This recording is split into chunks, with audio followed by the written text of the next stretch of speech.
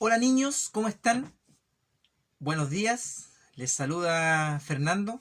En el amor del Señor, una vez más nos toca estar juntos para aprender de la palabra del Señor. Em, ya se nos termina julio, ya entrando ya en agosto. El Señor ha sido extremadamente bueno con nosotros hasta el día de hoy. Así que vamos a orar, vamos a darle gracias al Señor por esta nueva clase. Es una clase que es una palabra que a lo mejor ustedes ya la han escuchado, ya la conocen, pero siempre que la estudiamos, ¿cierto? Produce en nosotros una enseñanza y siempre se aprenden cosas nuevas. Así que vamos a orar al Señor para agradecer. Padre Santo, te damos muchas gracias por la oportunidad que nos das de estar juntos, de poder enseñar y de poder aprender tu palabra. Gracias, Señor, porque por los niños, por cada uno de ellos, Señor, en sus casas, con sus papitos. Al que tenga necesidad, Señor, dale, Padre. Provee, Señor, comida, provee abrigo, provee, Señor, alimento, un techo, Señor. Te damos gracias, Padre, por estar juntos y por las redes, Señor, que uno puede comunicar el mensaje. En el nombre de Jesús, amén. Bueno, muchachos, les saludo nuevamente a los que se vienen integrando. Vamos a ver la parábola del sembrador. Vamos a leer en Mateo 13 y en Marcos 4. Vamos a ver los dos paralelos, ¿ya? Las dos eh, versiones, Reina Valera y Dios habla hoy. Vamos a ir en las dos versiones, ¿ya? Vamos a ver la parábola del sembrador. Esta enseñanza, ¿cierto? De que es conocida, muy conocida, ¿cierto? Pero es de suma importancia para la iglesia de hoy. En el fondo, nuestra razón de ser, nuestra razón de existir como iglesia se une netamente con lo que Cristo nos mandó, ¿cierto? En la Gran Comisión, ¿cierto? Si se recuerdan, de ir y predicar, ¿cierto? Este evangelio, el evangelio, a toda carne, a todo el mundo, ¿cierto? Bautizándolo en el nombre del Padre, del Hijo y del Espíritu Santo. Esa es la Gran Comisión. Entonces, esto está sumamente ligado, está arraigado, ¿cierto?, en la Gran Comisión. Y por eso estamos en el mundo, para compartir el Evangelio, para hablar. Muchas veces, ¿cierto?, tenemos miedo o hay prejuicios, ¿cierto? Nos ponemos medio radicales en ese aspecto, pero para eso estamos. Entonces, Cristo dejó la gran comisión, ¿cierto?, antes de ascender a los cielos con el Padre. Entonces, tenemos que proclamar el Evangelio a todo el mundo, a todas las naciones. Entonces, es aquí la importancia de esta parábola, que, que si bien es cierto, tuvo reacciones positivas y negativas. Positiva para el que la escucha, para el que la oye, ¿cierto? Y el que está buscando del Señor. Y negativa para los detractores, o sea, para los que siempre buscaban al Señor para señalarle, para, ¿cierto?, apuntarle con el dedo. Vamos a leer Mateo 13, Mateo 13 del versículo 1. Dice, aquel día salió Jesús de la casa y se sentó junto al mar, y se le juntó mucha gente. Y entrando él en la barca, se sentó y toda la gente estaba en la playa. vemos primero, ¿cierto? Este escenario se le juntó mucha gente. Veamos que el Señor siempre iba rodeado de gente, siempre estaba o buscando señales, buscando milagros, ¿cierto? O buscando panes y peces, o sea, buscando algún beneficio. Y habían poquitos que realmente buscaban por el Evangelio, por la palabra. En el versículo 3 dice, y les habló muchas cosas por parábolas, diciendo, he aquí el sembrador salió a sembrar. Vemos que una parábola, la palabra parábola viene del griego, se divide en dos, una palabra compuesta que se llama parábole, ¿ya? Que es una comparación. O sea, son dos cosas, ¿cierto? Que el que habla, puede ser algún poeta o alguien, en este caso es Jesús, el maestro, ¿cierto? Es una comparación que se vale de imágenes o de una historia para, para enseñar una verdad espiritual. En este aspecto, Cristo, ¿cierto? Enseñó la parábola del sembrador. Vamos a ver algo conocido para los judíos en ese entonces, del siglo I estamos hablando, ¿cierto? Entonces Cristo, no sé, habla de la mostaza o habla del hijo pródigo o de otras parábolas, ¿cierto? O la perla del gran precio o el tesoro escondido, ¿cierto? O la levadura o la cizaña y el trigo, ¿cierto? O sea, cosas que el judío común conocía. Entonces, es una imagen o una historia, es una comparación, ¿cierto?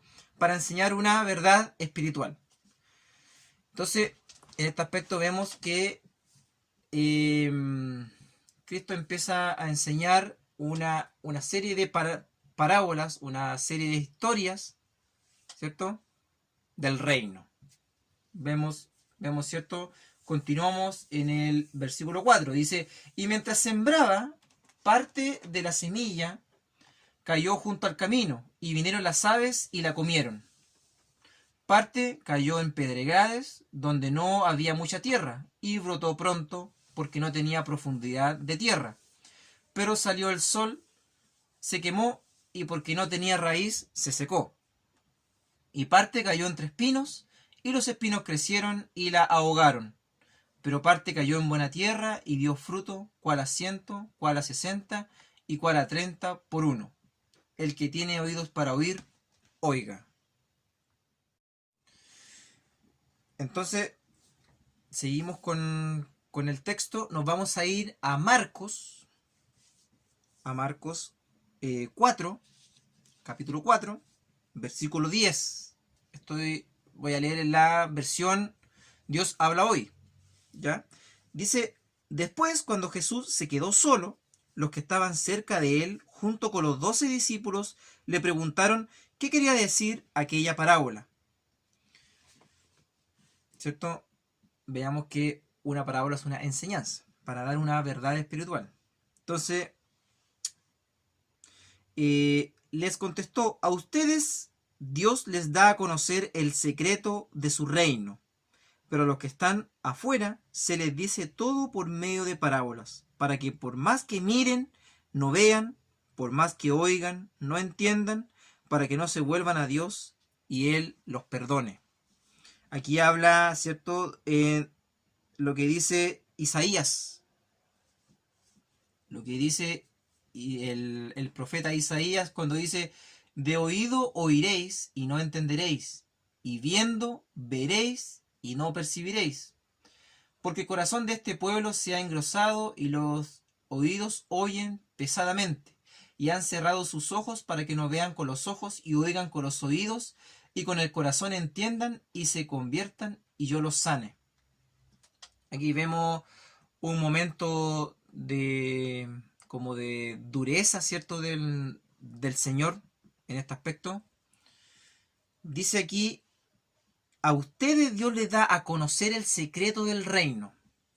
O sea, los que son apartados para el reino, en este caso los discípulos y otras personas más, ¿cierto? Se les da a conocer el secreto. Y a otros no. O sea, en el fondo, es como extraña esta parte porque en el fondo Dios separa a las personas, ¿cierto? Para que oigan y otras para que no oigan. En este aspecto lo vemos al día de hoy, o sea, vemos los terrenos, entre comillas, ¿cierto? Vemos al sembrador tirando la semilla en este aspecto, ¿cierto? En el capítulo 14 en adelante Cristo enseña esta parábola, ¿cierto? Pero vemos que cada persona tiene un terreno, es un terreno fértil o un terreno infértil. Vemos que en esta parábola, ¿cierto? Nosotros no debemos estar ciegos, ¿cierto? Diciendo, este, qué va a creer? No, debemos entregar el mensaje. En este aspecto, Dios es el que da el crecimiento, Dios el que trae a las personas. Nuestra labor no es decir si este sí o este no, porque nosotros vemos lo que está delante de nosotros. No vemos el corazón o no vemos los pensamientos. Entonces, en este aspecto, ¿cierto? Eh, Jesús, ¿cierto? Le llama a ellos para enseñarle las verdades del reino. En este aspecto vemos que estas parábolas, ¿cierto? Tienen dos funciones, para enseñar, pero también para bloquear. O sea, vemos aquí, ¿cierto? Que algunos quedaron colgados. Claro, si bien es cierto, él no estaba enseñando de agricultura. Él no estaba enseñando algo así como, esta semilla sirve para esto. No, le estaba enseñando una verdad espiritual, una verdad del reino. Y que muchas personas no entendieron, inclusive sus propios discípulos. Vemos en el versículo 13 de Marcos 4, dice, les dijo, ¿no entienden ustedes esta parábola? Inclusive les pregunta a ellos, ¿ustedes entienden esto? Dice, ¿cómo pues entenderán todas las demás? O sea, si ni siquiera pueden entender algo fácil, entre comillas, fácil, ¿cómo van a entender lo demás? Pero ahí el Señor lo enseña, lo explica. Entonces vemos acá cuatro terrenos, cuatro tierras, digamos así, cuatro aspectos importantes. El corazón. Ahí está nuestro terreno, el corazón. Entonces, aquí en Marcos dice, el que siembra la semilla es como el que anuncia el mensaje. Vemos que el sembrador, ¿cierto? Puede ser el pastor, puede ser algún predicador, un maestro, nosotros en este caso, ¿cierto? O algún discipulador, ¿cierto? Que está enseñando la palabra, está esparciendo la palabra. Entonces vemos que hay quienes son como la semilla que cayó en el camino. Oyen el mensaje, pero después de oírlo, viene Satanás y les quita el mensaje sembrado en su corazón. Vemos el primer terreno. Vemos que dice, viene Satanás y le quita el mensaje sembrado en su corazón. Vemos el primer terreno. Acá en Mateo dice, cuando alguno oye la palabra del reino y no la entiende, viene el malo y arrebata lo que fue sembrado en su corazón. Este es el que fue sembrado junto al camino. Vemos, ¿cierto? Que aquí en Israel, entendiendo un poco el contexto, ¿cierto? Allá no tenían cercas o juncos como se ve ahora, ¿cierto? Que van con una máquina, ¿cierto? O un buey que va trillando, ¿cierto? No, allá era un terreno, ¿cierto? Y se separaba por un camino y empezaba otro terreno. Entonces vemos que junto al camino transitaban muchas personas y endurecían el camino, endurecían la tierra y tenían mucha piedra, mucha roca. Entonces vemos que el sembrador lanza la semilla nomás y cae. Él no está preocupado de, no, si cayó en este terreno, no. Por eso le decía de que Dios da el crecimiento, Dios trae a las personas. Entonces uno lanza el mensaje. Vemos que acá en el primero, ¿cierto? Como no tiene mucha profundidad, viene Satanás y lo arrebata. Vemos a las personas que escucharon el mensaje, pero se vuelven a su casa igual como llegaron. O sea, no le entró por ningún lado. Entonces viene Satanás y le arrebata el mensaje. Le arrebata la semilla. Vemos acá que dice el segundo, en Mateo 20, o sea, en Mateo 13:20 dice, y el que fue sembrado en pedregales, este es el que oye la palabra y al momento la recibe con gozo. ¿Cierto? O sea, algo sentimental, algo emocional.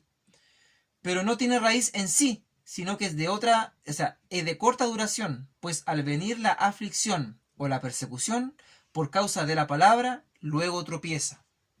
O sea, los que son emocionales, o sea, están ahí, ¿cierto? Participan en la iglesia y todo, pero no hay un estudio profundo de la palabra, no hay una búsqueda, y viene algún problema, alguna, como dice aquí, alguna persecución, ¿cierto? Y se vuelven atrás, o sea, dejan el evangelio. ¿Ustedes conocen personas así? ¿Conocen gente así? Hay muchas. Profesan, pero de lejito no. No se comprometen, no hay una conversión verdadera. Vemos en el 21, pero no tiene raíz en sí, sino que es de corta duración, pues al venir la aflicción o la persecución por causa de la palabra, luego tropieza. O sea, ya no va a la iglesia, ya no participa, o va de repente. Inclusive hay mucho tiempo, no sé, en el trabajo, en otras cosas, y cuando ya llega el momento de compartir con Dios, en intimidad o lo que sea, eh, no hay. Está casi muerto espiritualmente. Y eso es terrible. En el 22 dice, el que fue sembrado entre espinos, este es el que oye la palabra, pero el afán de este siglo y el engaño de las riquezas ahogan la palabra y se hace infructuoso. Vemos el tercer terreno, ¿cierto? Que dice las riquezas y la y dice el afán de este siglo. Vemos, ¿cierto? En este mundo de que corre rápido, desenfrenado, ¿cierto? La maldad y en muchas cosas, cuando es más importante quizá Facebook, más importante quizá los estudios incluso, y vemos cómo la riqueza incluso, el poder enriquecerse, poder trabajar, quizás trabajólico, trabaja muchas horas, ahogan la palabra, dice. Los espinos, vemos, ¿cierto? El afán. Y cuando ya, ¿cierto? No hay intimidad con el Señor, no hay búsqueda, no hay oración, no hay nada, no produce fruto. Dice, y se hace infructuosa, o sea, no hay fruto para nada. Mas el que fue sembrado en buena tierra, este es el que oye y entiende la palabra, y da fruto y produce a 100, a 60 y a 30 por uno. Vemos, ¿cierto? Este fruto. El Señor nos compara a nosotros como árboles, o como, ¿cierto? ¿Damos fruto o no damos fruto? ¿Y cuál es este fruto? Muchos pueden compararlo quizás con riqueza o con, ¿cierto? O con alguna ganancia, ¿cierto? Pero esto va más allá de la quizás casa o esas cosas. Eso puede ser material. Puede llegar como no puede llegar.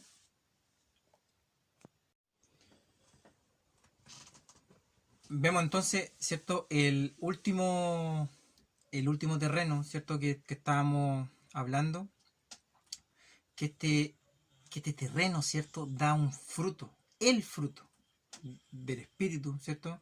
Que produce crecimiento, produce arrepentimiento, ¿cierto? Arrepentimiento constante, búsqueda del Señor. Y el Señor no, nos compara, ¿cierto? Como dije anteriormente, como árboles.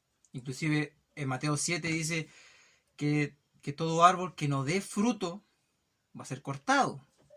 Entonces, podemos identificar, ustedes pueden identificarse en qué terreno están, en el que fue ahogado, o el que produjo cierto fruto.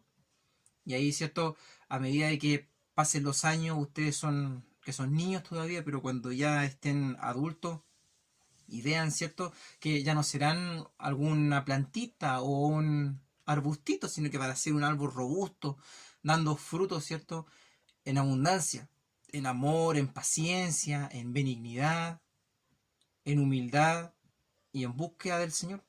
Entonces, primeramente le doy gracias al Señor por esta palabra, para que podamos, ¿cierto?, producir fruto de arrepentimiento constante.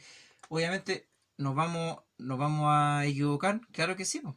Vamos a pecar, claro que sí. Estamos en esta tierra aún, en este cuerpo, pero les animo, niños, a que busquen al Señor cuando son jóvenes, a que tengan intimidad con el Señor. Este tiempo de pandemia, ¿cierto? De enfermedad quizá, ha sido un tiempo maravilloso en que el Señor nos está llamando a que estemos apegados a la vid y que demos mucho fruto. Como dice, ¿cierto? Aquí en su palabra, apegados a la vid. ¿Y quién es la vid? Cristo, el Señor. El Señor es el que produce, ¿cierto? Esa savia, ese alimento, ¿cierto? Ese aceite que nosotros tenemos gracias al Espíritu Santo que está en nosotros. Él produce esto, Él nos enseña, Él nos lleva a Cristo. Entonces, como les decía, este ha sido un tiempo quizás para algunos preocupante, para algunos, ¿cierto?, lleno de ansiedad, lleno de dudas quizás. Pero hasta ahora el Señor ha sido bueno con nosotros, nos ha dado alimento, nos ha dado casa, nos ha dado abrigo, un trabajo. Quizás sus papitos están sin trabajo, pero a ustedes no le ha faltado nada. Estoy totalmente seguro que no le ha faltado nada. Y eso es solamente gracia y misericordia del Señor. Pero también es trabajo de nosotros el poder seguir al Señor, el poder buscarle al Señor, poder orar, agradecerle, ¿cierto? Y bueno, vamos a terminar leyendo una porción de la palabra. Busquemos en Juan, capítulo 15, versículo 8. Dice, en esto es glorificado mi Padre, en que llevéis mucho fruto y seáis así mis discípulos. Qué hermoso, ¿cierto? Arribita en el 15, ¿cierto? Que Jesús es la vid verdadera. Vemos que es un árbol, Él, ¿cierto? Y nosotros somos las hojitas o las ramitas, ¿cierto? Y dice, todo pámpano que en mí no lleva fruto lo quitará, y todo aquel que lleva fruto lo limpiará para que lleve más fruto. O sea, vemos, ¿cierto?, que el Espíritu Santo en nosotros, ¿cierto?, en nuestro corazón lo trabaja, hablándolo, ¿cierto?, metafóricamente lo trabaja para que crezcamos más y seamos árbol frondoso, ¿cierto?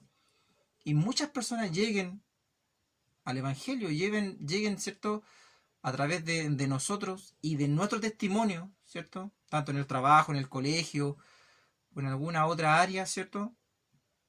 Y así dice, como, como leí hace poco, mi Padre es glorificado. O sea, hacemos todo para la gloria del Señor. Que esa sea nuestra meta, nuestro foco principal. Si, si vamos a hacer algo, ¿cierto? Alguna cosa, algún trabajo, algún estudio, lo que sea, alguna prueba, que sea para la gloria del Señor. Y de seguro vamos a llevar buen fruto. Así que les bendigo, niños, les bendigo y vamos a terminar orando agradeciendo al Señor por esta instancia que tenemos de aprender. En sus casitas pueden repasar más Mateo, ¿cierto? Y Marco. Mateo 13 y Marcos 4. Y Juan 15, para que vean un poco la relación del fruto y de la vid verdadera. Padre Santo, te damos muchas gracias por la instancia que tuvimos, Señor, en esta tarde con los niños, Padre. Bendice a cada uno, Señor, en sus casas, en sus hogares, y que esta palabra quede sembrada en sus corazones, Señor. Que la semilla de la palabra crezca en sus corazones cada día, Señor, y que ellos puedan buscarte, puedan bendecir tu nombre, glorificarte, Señor, en cada cosa que ellos hagan. Y que el Espíritu que mora en nosotros, Señor, pueda hacer crecer en sus corazones tu palabra, y que sean y que lleven mucho fruto, como dice, a, a 30, a 60 y a 100 por uno, Señor. Bendice a cada hogar representado en los niños, y que el próximo domingo puedan seguir, Señor, estudiando tu palabra y aprendiendo. Los bendigo a cada uno. En el nombre de Jesús. Amén y amén. Bueno, niños, les bendigo y nos vemos en otra oportunidad. Besitos, chao.